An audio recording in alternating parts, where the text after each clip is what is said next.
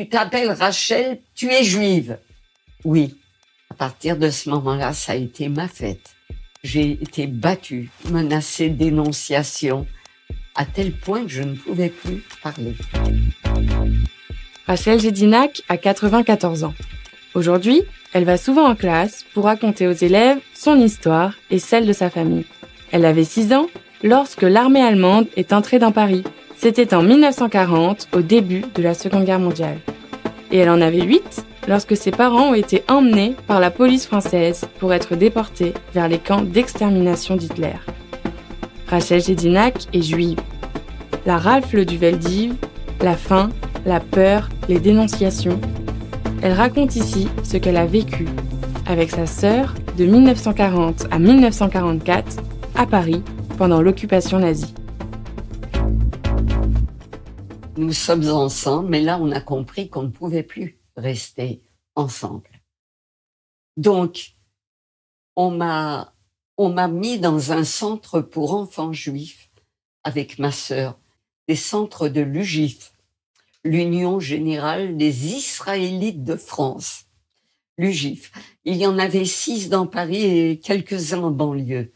Mais là, nous étions constamment en danger. Pourquoi ? Parce que les nazis avaient les adresses de ces centres. Et lorsqu'ils envoyaient des convois de 1000 personnes, c'était précis dans les chiffres, des convois de 1000 personnes, 1000 Stück, ce qui veut dire 1000 pièces, nous n'étions plus considérés comme des humains, mais comme des pièces. Lorsqu'ils en avaient, par exemple, 900 et quelques, ils venaient compléter leur cargaison humaine dans les centres pour enfants. Et j'ai vu partir de là des jeunes filles qu'on est venu chercher. Nous avions le droit à 2 visites par mois, c'est-à-dire un dimanche sur 2, d'aller chez des amis, nos parents, des connaissances. Mon oncle ayant appris avec ma tante que nous étions en danger, ont voulu que nous évadions de là. Donc un dimanche où nous avons pu partir les voir, ma sœur a donné leur nom et elle a donné l'adresse où ils habitaient avant la guerre. Or, ils étaient cachés dans une chambre de bonne. L'adresse n'était pas bonne. Nous sortons. Ma sœur me dit, tu prépares toutes tes petites affaires, tu les enfiles l'une sur l'autre en cachette. Et c'est ce qu'on a fait. Sous le matelas, on avait planqué quelques vêtements. Nous sommes sortis. Ma sœur avait un petit canif. On est rentré dans un Porsche. Elle a décousu son étoile, moi aussi. On ne pouvait plus nous retrouver, nous reconnaître. Nous sommes allés chez notre oncle et tante, grand-mère qui était avec eux, ma cousine. Nous ne pouvions pas rester avec eux. Ils étaient cachés dans une chambre de bonne si petite, exiguë. Ils ne pouvaient même pas le soir s'allonger par terre. Donc, où aller ? Alors, j'ai été placée, séparée de ma sœur, placée dans une famille catholique pendant une semaine, chez des bonnes sœurs. Dans une autre famille, en 43, j'ai changé sans arrêt d'endroit, à tel point que je ne me souviens pas des lieux où je suis passée. Mais néanmoins, merci à ces familles d'anonymes qui m'ont gardé quelques jours par-ci, par-là. Sinon, où aller ? Et ma cousine m'a procuré, en janvier 1944, elle m'a procuré de faux papiers. Je deviens Rolande Sagnier. Bon, elle m'emmène à Château-Renaud, où étaient ses frères et sœurs, 2 frères et une sœur, en nourrice, chez une nourrice qu'ils connaissaient d'avant la guerre parce qu'ils partaient chez sa maman en vacances. Et ils ont été très heureux avec elle.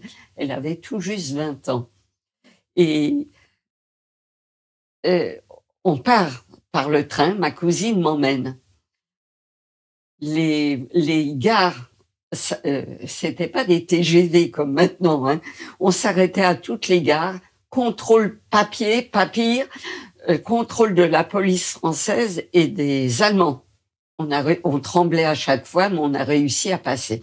Et ma cousine me disait sans arrêt, n'oublie pas, tu ne t'appelles plus Rachel, tu t'appelles Rolande Sagnier. Tu dis que tes parents sont morts dans un bombardement. Tu mens tout le temps. N'oublie pas. Non, ça va, j'ai compris. J'avais du caractère. Et on arrive à Château-Renaud, donc, je vois mes cousins, ma cousine, qui étaient malgré tout mes aînés. Et la nourrice, donc, m'emmène chez ma nourrice.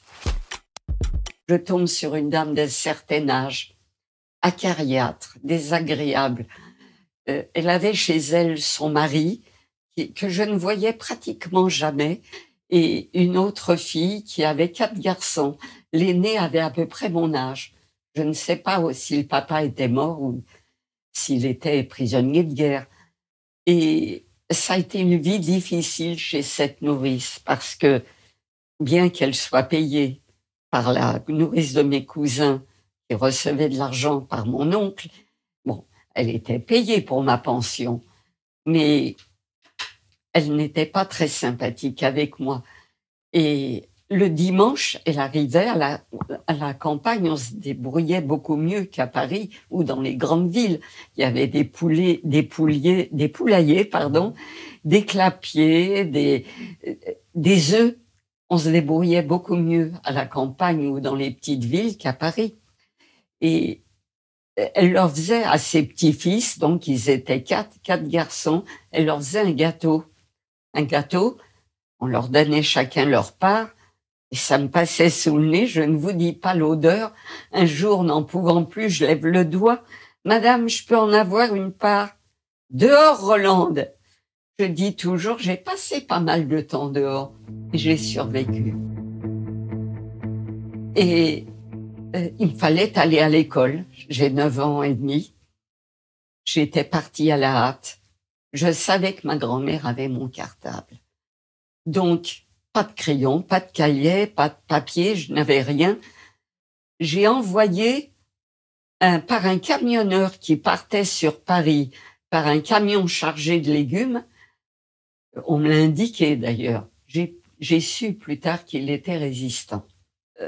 Et je donne ma petite lettre, j'ai besoin de mon cartable, voilà. Il y avait la censure. Et à 9 ans et demi, je savais que tous les courriers étaient ouverts et censurés. Et j'avais compris que si j'envoyais mon courrier par la poste, je mettais en danger ma famille et je me mettais en danger. Donc, j'ai parlé à la nourrice de mes cousins. Bref, ce camionneur est parti, revient 2 jours après. Et ma nourrice, toujours aussi sympa, lui arrache des mains le paquet, mon cartable enveloppé dans du papier journal, elle l'enlève, elle l'ouvre. Horreur. Dans une poche intérieure, il y avait un cahier à mon vrai nom, que ma grand-mère et ma tante n'avaient pas vu. Tu t'appelles pas Rolande Sagnier, tu t'appelles Rachel. J'arrivais même pas à prononcer mon nom à consonance polonaise. Tu es juive? Oui. À partir de ce moment-là, ça a été ma fête. J'ai été battue, menacée de dénonciation, à tel point que je ne pouvais plus parler. J'ai toujours parlé aisément, depuis ma toute petite enfance. Mais là, j'étais tellement bloquée, plus un mot ne sortait, je pouvais plus communiquer.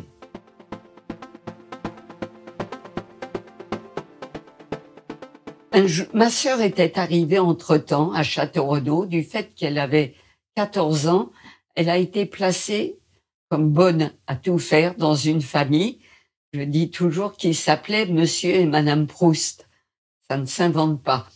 Et ne me demandez pas le nom de ma nourrice, je l'ai occulté. C'est trop lourd pour moi et je ne veux pas m'en souvenir.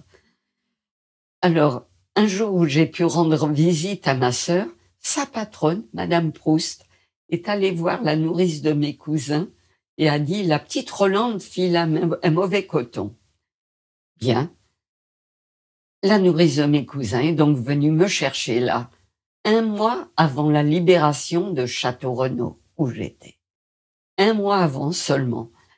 Ma nourrice a acheté mes vêtements sur la chaussée, on a tout ramassé, et elle m'a emmenée chez sa sœur et son beau-frère, qui étaient de braves gens, des paysans. qui m'ont gardé pendant 1 mois encore. Il y avait 2 jeunes filles. Ils avaient 2 filles qui me chantaient des chansons, qui m'ont emmené faire des promenades dans le jardin. Merci à ces gens-là. Je n'y suis restée qu'1 mois, mais je me souviens parfaitement de monsieur et madame Saillard. Et d'ailleurs, mes cousins ont fait délivrer la médaille des justes à leur nourrice. Mais moi, ayant la Légion d'honneur, j'ai pu remettre la Légion d'honneur à la nourrice de mes cousins. Et dans mon discours à la mairie du 11e, il y a environ 13 ans, 14 ans, j'ai associé le nom de monsieur et madame Saillard. Voilà. Rachel, c'est une mini-série du podcast Ma vie d'ado. 7 épisodes inédits qui accompagnent le dossier consacré aux adolescents dans la guerre dans le numéro 1202 d'Okapi.